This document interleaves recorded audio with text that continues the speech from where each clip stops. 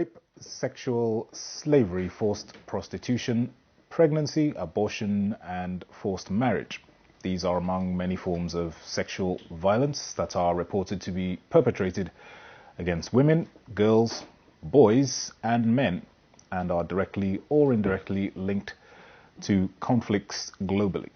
Most of these violations take place under duress and at times involve arms.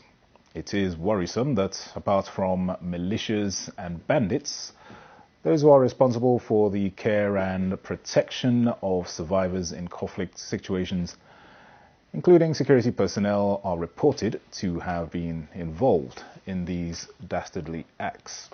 Perpetrators often go scot-free, as no action is taken to provide justice for victims who often suffer in silence out of fear and stigma.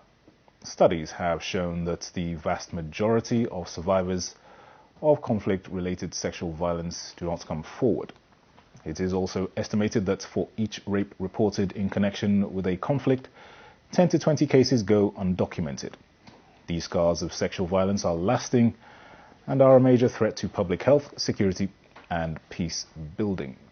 What then can be done to curtail these heinous crimes? What is the role of legislation in putting a halt to conflict-related sexual violence?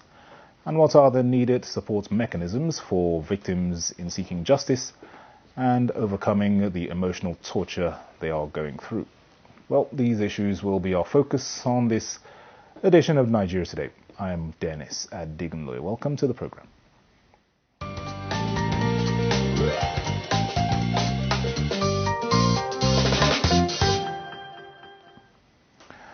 All right, with me in the studio to discuss sexual violence in conflict situations is a gender and development expert, Asmao Benzies Leo. You're very welcome once again to Nigeria Today. Good evening, viewer. It's my pleasure to be here. All right, just to begin with, just highlight for us what exactly we're talking about when we refer to sexual violence in conflict-related situations. Thank you very much. Sexual violence occurs everywhere, in the domestic sphere, in the public sphere, but most dreading or sadly, the issue of sexual violence in conflict situations is the one that beats people's imagination. Because already these people, especially women, children, and even now men and boys are also victims of sexual violence in armed conflict. To think that people have flew away from their homes, people have been displaced, people are managing to recover from every form of, heinous crimes that has been committed against them, and still to add to it, people again come to perpetrate this kind of act. It's something that beats my imagination. But anyway, it's something that is global, and usually in armed conflict, you see that they use that as a weapon of war. Yeah. Mostly the adversaries, the perpetrators are usually people that are fighting either as militias, people that are fighting as terrorists, as it may, in Nigerian context and other parts of Africa. But the most troubling one is whereby the peacekeepers themselves, people that are sent to secure the lives of these people, to protect them, are the ones that end up most of the times being the perpetrators of such sexual violence against women, girls, and even boys. So that is something that I think the international community has to step up. Yeah. I know a lot of United Nations Security Council resolutions have been passed, and we have seen not even a decline in this act. Instead of the act, it's on the increase. So a lot of political will, the efforts, commitment of government at all levels have to be put in place to ensure that victims of conflict are adequately protected. Why do you think we're seeing an increase in these acts on the part of peacekeepers, like you say, and other officials or personnel who are supposed to be protecting the rights of those in conflict situations? Why are we seeing this? Yeah, I must say it's the culture of impunity. People feel they can commit any kind of crime and they will get away with it. After all, even the International Criminal Court, how many cases of sexual and gender-based violence have been prosecuted? So if people can commit this act with impunity and go scot-free, and they are not called to order or they have not been prosecuted, then others, it wouldn't serve as a deterrent. Others will feel, oh, others ahead of us have done it. The war in Liberia is a case in question. The one in Sierra Leone is a case in question. DR Congo is a case in question. Even northeastern Nigeria is a case in question. How many, with the abduction of girls from school, with the kidnapping of girls, women everywhere, has anyone been caught? Has anyone been prosecuted? Has anyone been convicted with such a crime? And if nobody has been convicted and nobody has been arrested to face the full wrath of the law, do you think this act will stop? That is why it will continue until the government at all level steps up and arrest and show that, yes, there's the political will to execute that. I think this heinous act will continue to go unabated. Well, like you were saying earlier, I mean, these are peculiar circumstances that we see these kind of acts being perpetrated. How difficult is it for those who are victims of this, these terrible crimes to come forward and speak out about what is going on? Well, the fear of being attacked is always what keeps people victims. What we call the culture of silence. People hardly want to come out. At the end of the day, you will endanger your life by coming out to report, and then the perpetrator will still be released at the end of the day. And he will still be in the same community with you. What do you expect? We need to have what the Rwandan case in question, the Gacaca Court, the Truth and Reconciliation Commission. There has to be a form of reconciliation. There has to be a form of community-based intervention, so that it's not just about the formal seeking of justice or redress in the formal courts. But it has to come from the community. The perpetrator should be able to pay for his sins also. And then the victim should also be able to forgive the perpetrator for such an act. But that is not done. We see it every time this act continues. And people have, people suffer. The victims, there is no way I can sit here and tell you what goes on in the mind of these people. Because psychosocial, psychologically, they are traumatized. And that will live with them for the rest of their lives. It's something that, and even socially, stigmatization. In the community, people will stigmatize them as victims of rape. And then at the end of the day, their self-confidence, even the families normally don't want to report such cases. Besides, the entire structure of conflict situation is that the social support system is broken down. The infrastructure that demand for seeking justice, for medical treatment, for other form of psychosocial support is missing. So where do you turn to? So it's worse in conflict situation. That is why it is important in a day like this that we are commemorating the International Day for the Elimination of Sexual and Gender-Based Violence in Conflict Situation. People have to look at the effects of such acts, especially on the survivors and their families. Sure. Given the field that you're in, gender and the development activism and all the rest of it, what kind of interactions have you had with people who have been unfortunate to have suffered these kind of circumstances? What kind of anecdotal tales are they telling you? I tell you, I've served as a consultant of psychosocial support, especially with targeting child protection.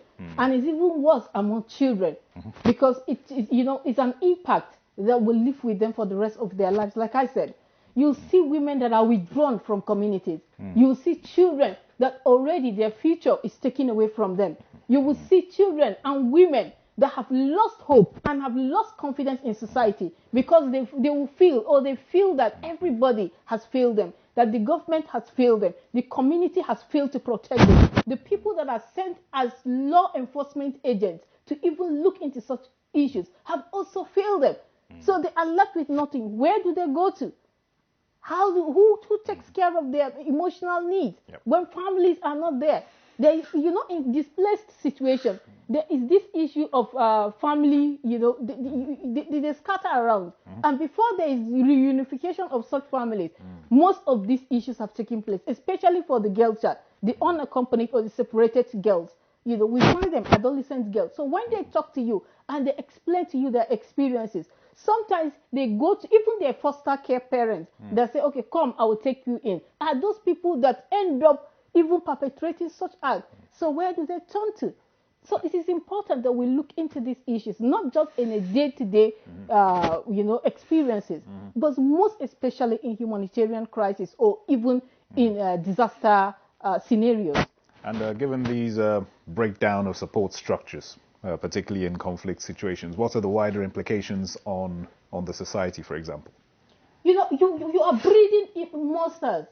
We are breeding monsters because these children, young people, will eventually grow up and become menace to society. They will have lost emotions, feelings, so they don't care, and they will feel, okay, by the time we do evil to the society, it's a way of paying back for what the society has done towards us. So it is important. It's not about whether they are in families, they are not in families, they are in displaced situations. Well, it's about our common humanity. How do we take care of people who are vulnerable, who are exposed to these things? It's important we pay attention to that, because by the time you think you are safe, one day these people will still come back to the city where we think we are.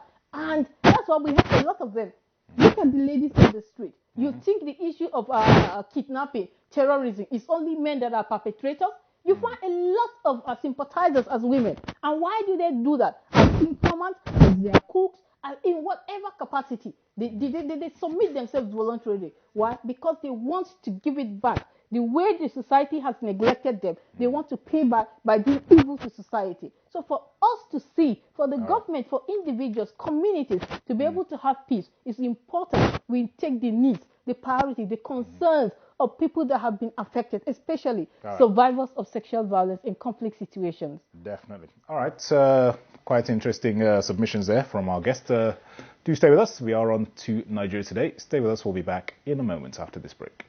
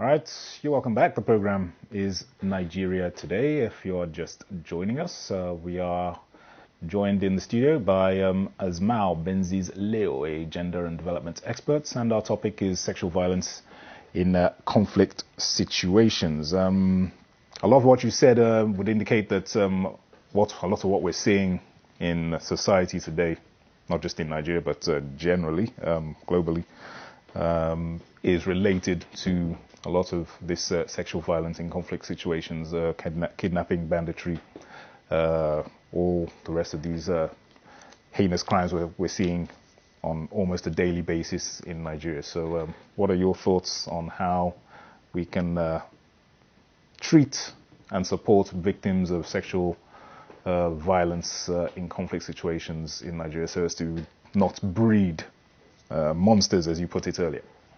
Yeah, there has to be a thorough rehabilitation. And rehabilitation, not just in terms of counseling or trauma counseling, but when I talk about rehabilitation, it has to be holistic. There has to be means or structures on ground for their economic well-being. They have to be empowered. Their livelihoods have to be sustained. Yep. Because in case they don't have what to fall back on, there's need for everyone, the society, the government, other partners, international partners that are present in Nigeria, to see that livelihood support is given to these survivors. And again, access to justice is very important, because justice delayed is justice denied. It's very important that the survivors get justice and perpetrators are made to face the full wrath of the law. There are already established structures the government has put in place, shelters, especially the sexual assault referral centers. I think more of it should be replicated in conflict zones in Nigeria, so that these conflict GBV survivors can access services easily. Because some of these communities don't even have such services, service providers. The psychosocial service providers are mostly not there, because people don't think it is important for people to even access psychosocial support. But when victims suffer, it's not just about providing their physical need. The most important can come with the psychological need, because it is when they are psychologically, stable, that you'll be able to even engage in a livelihood activity. So it's very important that we put that into perspective.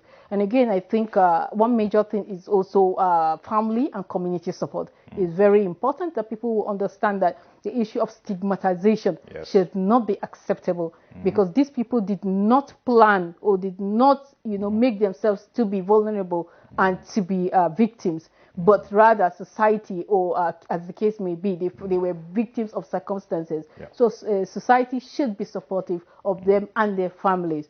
And again, I think it is also important that children who have gone through that will have access to education. If possible, the government should make survivors of GBV have access to free education. With that, it will serve as an incentive, because, the child might not be able to feel free in school.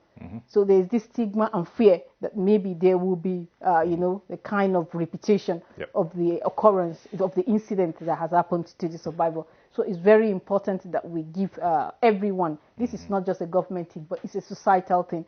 So everyone should step up to see that we render the needed support to victims of sexual and gender-based violence. Definitely. Coming back to the perpetrators now, in terms of the legislations that are in place, would you say that they are strong enough? Is it an issue of implementation? What are your perspectives on that? I think we are still lacking behind in terms of legislative provision and just our justice system. We know that there's the Violence Against Persons Prohibition Act is there, but it's not a conflict. It's not in conflict context. And even the issue of domestication, it's not all states that have domesticated the VAB Act. So it is very important that we look at enacting a conflict-specific legislation that addresses not only sexual and gender-based violence, but every other conflict-related social issues that might arise. There are children born out of, conflict situations, especially not just the rape itself, the act, but what is the consequence of that act of rape in conflict situation?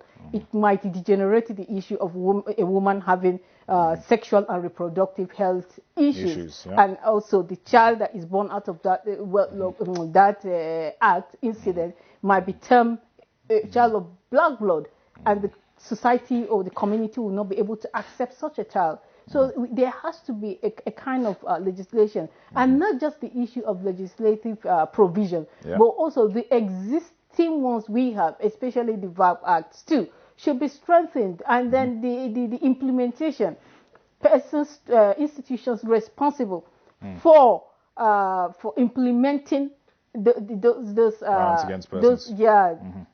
Should also be strengthened, and there should be political will to also execute such, because we don't, Nigeria is not lagging in laws per se. We still have some few that when implemented properly, perpetrators will be brought to book. But then the issue of our justice system again, when we look at it, the duration of time, and then the issue of how when you report all these rape cases, the kind of requirement to prove that such acts have happened. It's also itself a kind of, it brings about secondary trauma to the survivors. So some of these things I think should be made flexible.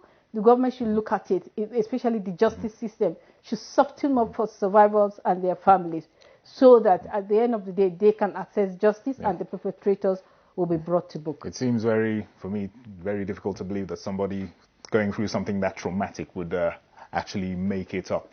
As some people might be thinking that if you want to prove that you've gone through this kind of thing, where's the evidence? But why would somebody would make such an allegation up and put themselves through such trauma again? In terms of what you're saying about new legislations, maybe some members of the National Assembly and State Houses of Assembly are watching the program and maybe considering bringing forth a bill that will strengthen these laws and situations. And so what would you say about government's role in this? Is the government doing enough? Do you think more needs to be done on the part of the government in terms of sexual violence in conflict situations? I think the government needs to do more. The government needs to do more because for now the government is overstretched, truly. So it's not just about the government alone. There are so many issues of insecurity that is spread around. So which of it should we say the government will be? Is it the issue of the farmers' hardest issue? Is it the issue of banditry? Is it the issue of kidnapping? Is it the issue of insecurity in the Northeast? So there are a whole lot happening. And the government also needs the support of everyone. The citizens also need to cooperate because some of these things are not just happening in isolation. No. There are collaborators within the communities. So no matter how government tries to ensure that there is law and order, if the community themselves do not rise up to also, begin to interrogate such acts and begin to, be responsible for their own security. Not that the security agents will not be everywhere. What I mean, there is need for what we call the community. There's a lot of now agitation for community policing. It's very important that community members become security conscious. Yeah.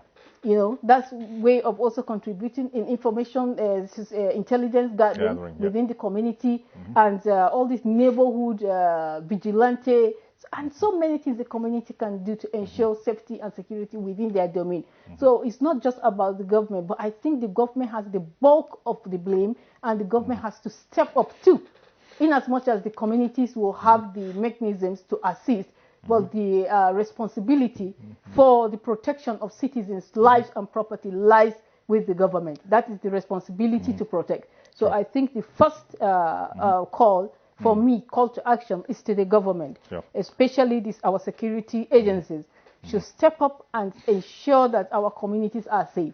Safe not just for everybody, but safe specifically for women and girls, so that we have the freedom to also exist like any Nigerian citizen. Definitely. I think it's a right, it's not a privilege. Definitely. And having said all that, they do say that, or the saying goes that security is everybody's business. So like you said, everybody has a role to play and in protecting themselves and protecting one another. What would be your advice to those who have been unfortunate enough to be in this situation, whether they're men, women, boys or girls? What would you say to victims of sexual violence in conflict situations? Well, I don't know. If I have to say anything, is that we empathize. As human beings, we empathize. It's not something that I will sit down here and begin to say it. It doesn't mean a thing. But if I can say, and they will listen and they will hear, is that we feel their pulse. We feel what they have. We are feeling is like we are in this together. We feel what you are going through. Yep. And we desire that this thing comes to an end. You cannot, wish that for anybody. You cannot wish that for anybody. So it's something that is it's heartbreaking. But I want every survivor to know that you're not alone.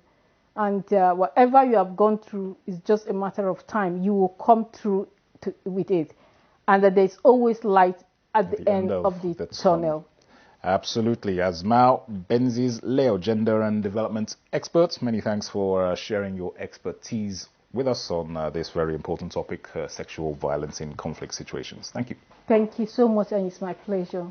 You're welcome. And to you out there watching, as always, thanks for being a part of the program. Nigeria Today is live every weekday at 7:30 in the evening on NTA News 24. Also catch this and other editions of the program on youtube.com/NTA News 24 Hub. I'm Dennis Adigunloye. Thanks for your time.